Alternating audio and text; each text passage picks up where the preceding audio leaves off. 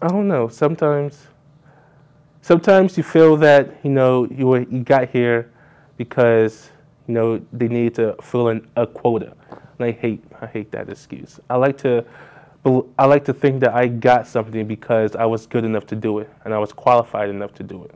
Elon University in North Carolina says it wants to be a diverse and inclusive campus. Yet the black population makes up just 6% of the student body. This entire campus should care about black people, but then again, we don't live in a utopia, and everything isn't perfect, sadly. Since the first time I stepped here, United States became my home. That's what I always say that the US is my last destination.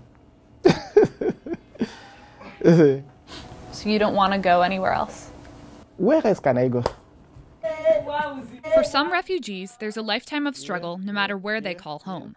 And many are still working to find home thousands of miles from the one they left behind. For them, the journey doesn't end when they reach their last stop. I'm Connor Delpreet.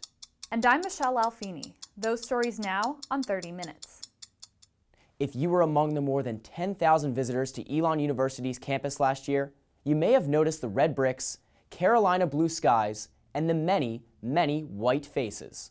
But for 6% of students at this small, private liberal arts university in North Carolina, what they're seeing may be as different as black and white. Hey man, I'm gonna be contributing to the diversity, and oh, you bet I'm gonna shake things up. Elon Jr. Ethan Gaskin is one of approximately 400 black students at the university and says he's aware of how his race is affecting his time on campus.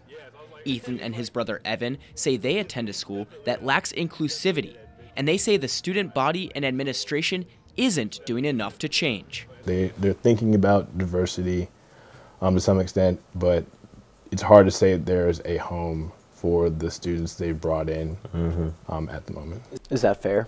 As a minority, things are rarely fair. The Gaskins' perceptions of black student life on campus match those published in an Elon Task Force report on black student, faculty, and staff experiences released last year. The survey, sent to all Elon students, asked questions about campus inclusivity and safety.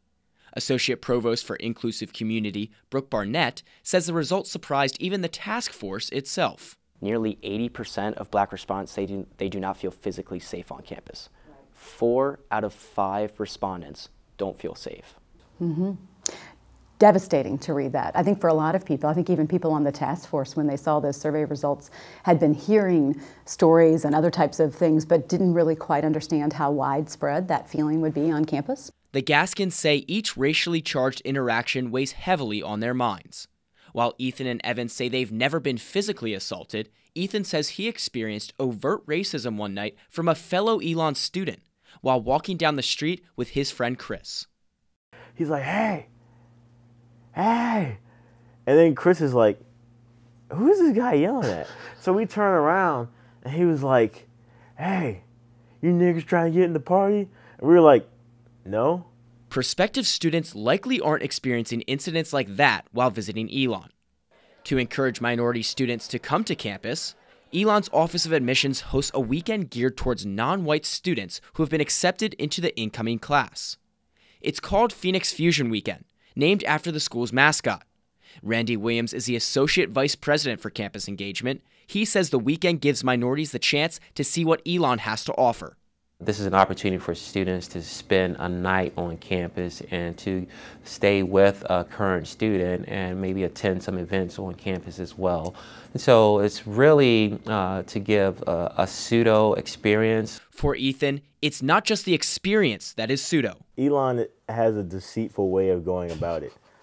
So like a lot of specifically black students were like, yo, when I came for our weekend, it was like only black people. And they were like, whoa, well, I didn't think it was gonna be like this. Okay, yeah, cool, this is all right. This is cool, I can do this. But Ethan says it wasn't all right. And then a lot of them came and were like, where'd everybody go?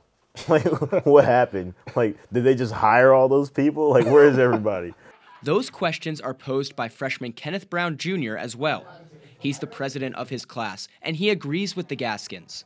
Kenneth says a weekend like Phoenix Fusion feels like false advertising. If you come here for a weekend and you're surrounded by just black people or Latino people or very little white people, then that is misleading because you're not showing them what they're really getting themselves into. Kenneth grew up about a half-hour west in Greensboro, North Carolina, a city where more than 40% of residents identify as black. Kenneth says the transition from a city like Greensboro to Elon University, where just 6% of the students identify as black, often leaves him thinking he's nothing more than just a statistic. I don't know. Sometimes you feel that, you got here because, they need to fill in a quota. And I hate that excuse. I like to think that I got something because I was good enough to do it and I was qualified enough to do it. We talked to a high-profile freshman, and he told us that he sometimes feels that he's at this university because the university needs to fill a quota. And as the Associate Provost of Inclusive Community, whose job it is to make sure students don't feel that way, what's your response to that? Oh, I hate to hear that, right? I would hate to feel that as one of the few women on our senior staff that I was there to fill a quota. That's a terrible feeling, right? So I think that student should realize that he earned a place at Elon University like every other student here. Though Barnett says all students have earned their acceptance into Elon, not all students can breathe a sigh of relief once they arrive on campus. This caution, for some, comes as a result of recent tragedies, including the deaths of Trayvon Martin, Freddie Gray, and others. I questioned that for like the first 3 weeks of my first semester here, whether at night, whether I wanted to wear a hoodie, and if I did wear it, how were my hands, where were they at? My body gestures, how was I walking? Do I look menacing? Kenneth sees there are bigger things at stake here than wardrobe choices, and he hopes others could do the same. Just because a guy might have on a hoodie and his pants might be low, even though I hate that very much, that doesn't mean that they're up to do something bad. They could just be walking, and I would like people to respect that. Kenneth isn't the only one who thinks the lack of respect for black students doesn't end in the classroom. After 4 years of donning her Elon uniform, senior Simone Jackson is a decorated track and field student athlete and currently holds the record for fastest 100-meter dash. Yet despite these accolades, Simone, like Kenneth, says she's noticed for the color of her skin rather than the number pinned to her uniform. But I do feel like I do get viewed as Simone Jackson, oh, she's the black girl on the track team that is really involved on campus. That's how I see people see me, but that's not how I want people to see me. I definitely feel like my blackness is prominent. Something faculty is noticing as well. Assistant Professor of History Dr. Amy Johnson teaches classes that cover topics including race relations and slavery. She says she struggles to have some students take her seriously. You know I don't always succeed. I know that sometimes students will tune me out because I am a black woman, and they'll say, well, Dr. Johnson is speaking from a place as a black woman and not from a place of expertise. Do you think that they're showing power as a good thing or a bad thing? It's not just me speaking as a black woman, that these are things that you can see, there's evidence of this. And so it can be exhausting sometimes to try to walk that line between my lived experiences and my academic expertise. Faculty members say they deal with that line outside of the classroom as well. Associate Professor of Communications Dr. Naima Clark says she was working at the university for less than a week when there was an incident in downtown Elon she believes was prompted by her race. I was walking through the crosswalk and a car drove by me and didn't stop, and I went, oh, like that. And the person stopped, it was a student, stopped, rolled down his window and said, don't wave your arms at me, bitch. Stunned, Clark took this story to administrators. I said, this felt like this was a racial incident, and was told, that really seemed more gendered. And I said, that would not have happened to a white woman crossing the street. I guarantee it would have happened to a white woman. Clark didn't expect the administration's response. And I felt very isolated, very much alone. I felt humiliated. And I felt that no one believed me and no one supported me. And I thought, I've got to get out of here. I can't work at this place. I don't trust these people. I don't trust these administrators. And then I thought, no, I'm here for a reason. And so it really became my motivation to change the way I teach and to talk about issues related to diversity, race, ethnicity, sexual orientation, politics, whatever. And it is not just Clark. As chair of the task force on Black student, faculty, and staff experiences, Williams has similar goals. Are you happy with the state of campus inclusivity right now? I am pleased with the efforts and the attention given to inclusion at the university, absolutely. But I'm not happy with the outcomes. But as Williams stresses, those outcomes are not final. And so we want to create a setting, an academic community, and an environment, an atmosphere where members can be who they're destined to be. University administration created the Center for Race, Ethnicity, and Diversity Education, so they say all students can be educated and equipped with how to better respect and understand each other and themselves. Despite the creation of these programs, some Black students still struggle to believe whether the university cares enough about them. Does the white student population at Elon care about Black people?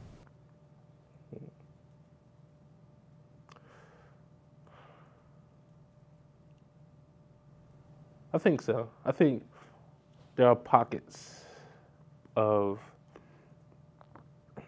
people that care. Shouldn't the entire campus care about Black people? This entire campus should care about Black people, but then again, we don't live in a utopia, and everything isn't perfect, sadly.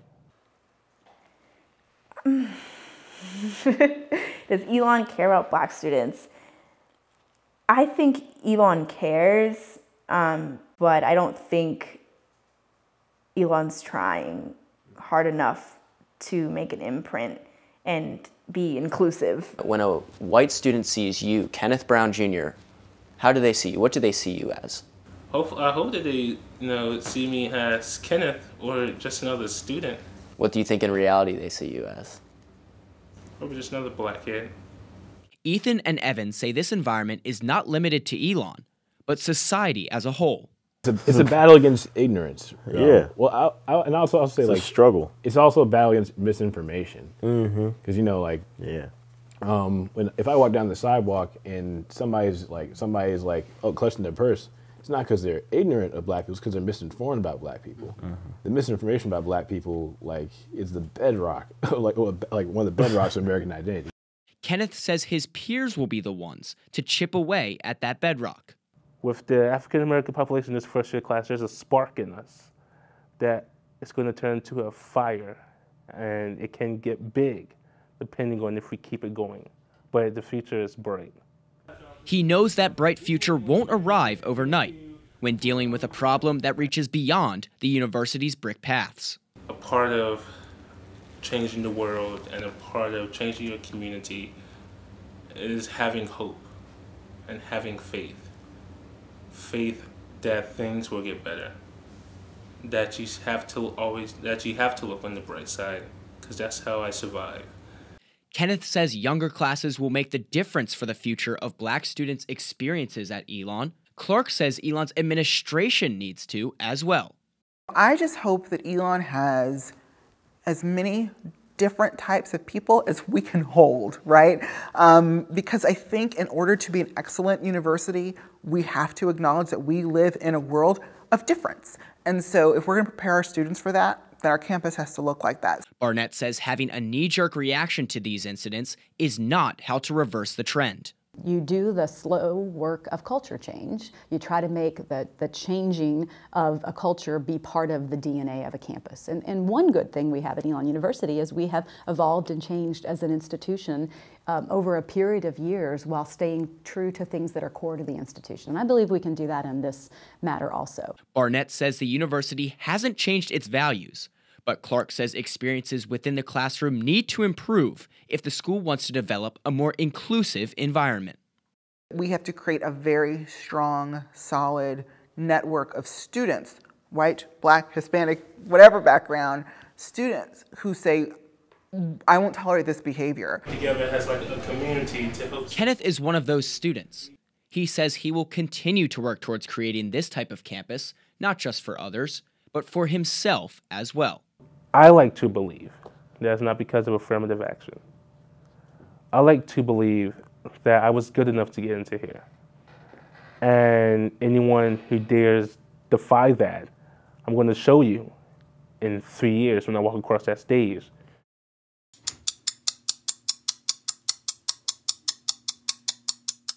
The United Nations grants refugee status for people who face persecution in their home countries for something about themselves they cannot change. Once they get refugee status, the next step is placement.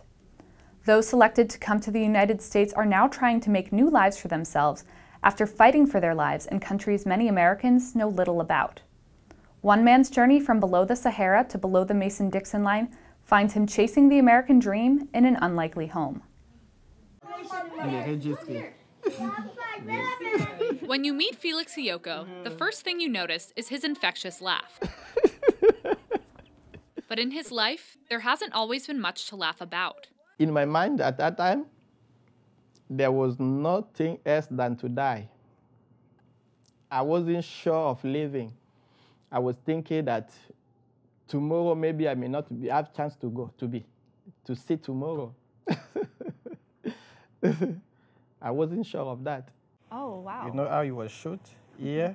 Felix escaped his home, the Democratic Republic of the Congo, in the late 1990s, following the overthrow of the government and the political unrest that came after. When the war started, everything got worse, and I experienced almost 15 years of tragedy. Because his father worked for the former Congolese government, Felix says the new military targeted and tried to kill him and his family.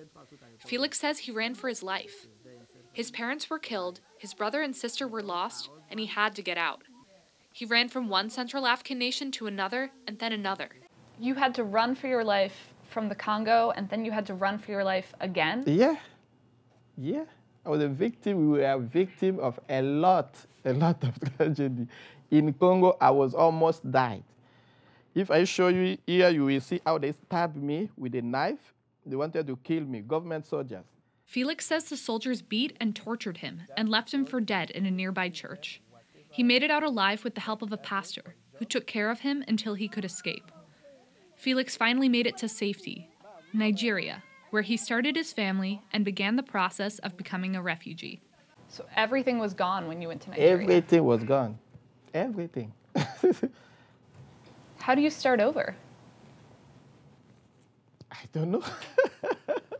I can say till now I've not yet started. The chance for a new start came 12 years later, when he and his family were granted refugee status. In November 2013, Felix learned where his new life would begin, Raleigh, North Carolina. And it was from New York that they told me that you are going to North Carolina. I said, that was even my first time to hear that there is a state in the United States, the name North Carolina. I didn't know anything about North Carolina in my life. You had never heard of it? Never. And my first time to heard about it was in New York. What was going through your mind when you found out you were going to come here? I was very overwhelmed with joy because every day in my mind, I was always thinking that whatever I lost in my life, I'm going to get them back. Felix found it wasn't that simple. Though resettlement agencies bring refugees to North Carolina, they only help them pay rent and find jobs for the first 3 months. A time span North Carolina State Representative Greer Martin says isn't long enough.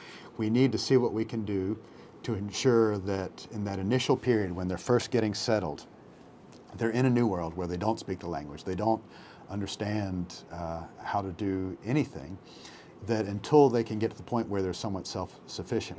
Just because you're away from the dangers and the challenges you face in your home country doesn't mean that everything is perfect for you. Certainly they're much safer here in the United States, but they're facing a whole new set of challenges. Some of the challenges refugees may face that the resettlement agency doesn't solve are how to pay a mortgage, apply for credit, receive food stamps, or apply for jobs. What did you expect when you came here? When I came here, the first thing I expected is to live a better life. To live a better life, because they told me that you are going there for a durable solution to your problems. One of those problems deals with his education. Felix says his 2 degrees in accounting and business management were burned, along with his possessions in the Congo. I was thinking that if I came with my qualifications, I can use them here and do something new in my life because I was having my plans, what I can do. So when I came here, I discovered that my qualifications are not, they have no value. So I have to start from zero. As a father, Felix wants to give his children allowances and provide for his family. But to do this, he's taken jobs he never thought he would. The first job my resettlement agency got to me, it was a dishwasher in a Starbucks restaurant. And that is the kind of job I have never done in my life, even once. I have never done in my life, even once. And when I get here, they told me to start about that job. I said, wow, God, okay, I have no choice. Felix has a new job at a local warehouse. To move forward in life, Felix is going back to school to earn his degrees for a second time. How do you just start over like that? Are you tired? I can't be tired. I can't be tired. Because education is everything in my life. Education is everything in my life. And so I can't stay without at least a little certificate in my hand. That's why I have to go back. Right here in Raleigh. Yeah. Starting from zero is a familiar experience for refugees like Felix. Besides jobs and education, they also have to worry about where they're going to live. Apartments are usually small. Felix's family of 6 lives in a cramped 2-bedroom apartment with little lighting, outdated appliances, and thin walls. Housing is one of the greatest challenges refugees are facing when they came to the United States. Imagine you put someone in an apartment like this. Because living in the apartment like this is the greatest frustration to refugees' lives. Even just in his own rundown apartment complex, Felix is not alone. His neighbors, other refugees, are facing similar challenges. To cope, they meet in a support group run by University of North Carolina Refugee Wellness. There is a saying that we always used to say, if you want to get what you need, you have to help others get what they need. From that one, I decided to gather some people to think about having a group, like a non-profit organization, to help people solve their problems by laws. Felix wanted to move beyond support. He and other members decided to use the group to advocate for better conditions and have their voices heard. They are now called Raleigh Immigrant Community. With the help of UNC Refugee Wellness, they are currently in the process of becoming their own certified nonprofit. Was something like that in place when you came? No. It wasn't there. We didn't see anything. And that was even the reason why we started thinking about having something like that. But if we can put something like this in place today, those who will come after us, they may know exactly what to do. Because the main purpose is not only to come to stay in the community, but we need to be productive. We need to be a blessing for this community. Felix is the group's current president, and as Raleigh Immigrant Community works to become a nonprofit, he regularly meets with more than 100 refugees. Felix, we're all coming from the same country, but we didn't know each other, and he's been very helpful. One of the refugees is Florence Abendama. Because she speaks Swahili, we spoke to her through the group's translator, Esther Kaniki. Felix and his wife and children were very supportive. Sometimes I get sick in the middle of the night. Felix will come take me to the hospital, stay with me in the hospital until I get released.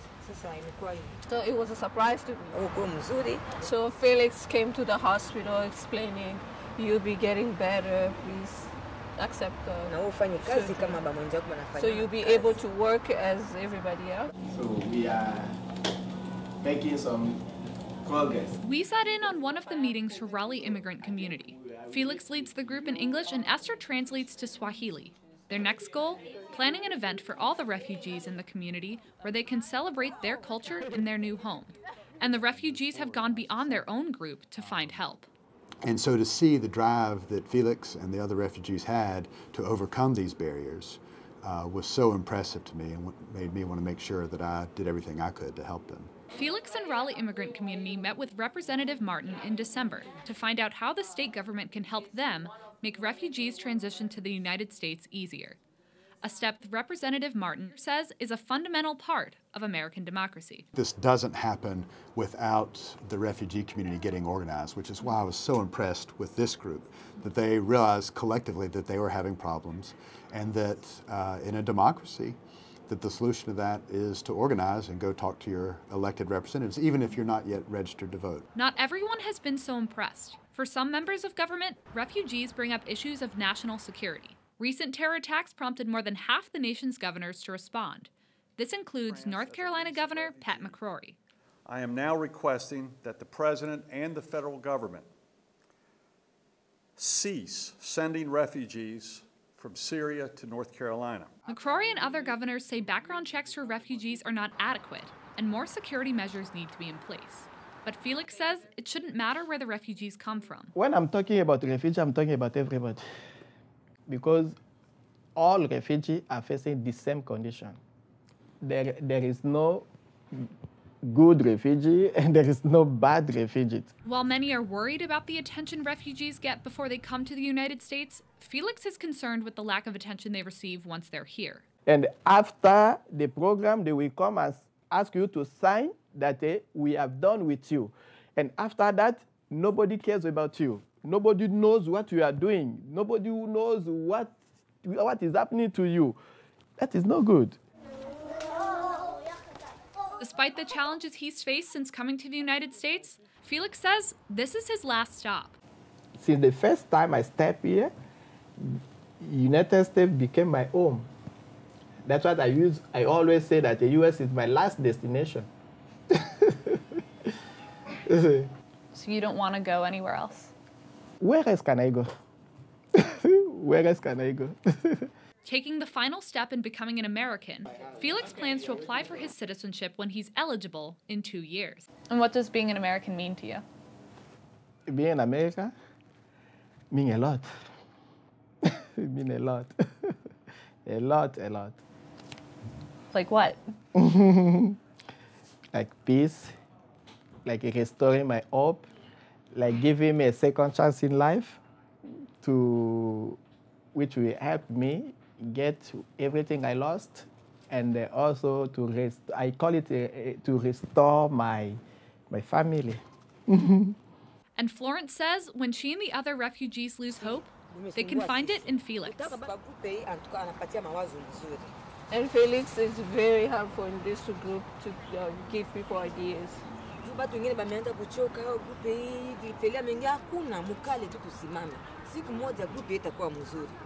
People used to get discouraged, but Felix was very helpful in having people stay strong in the group.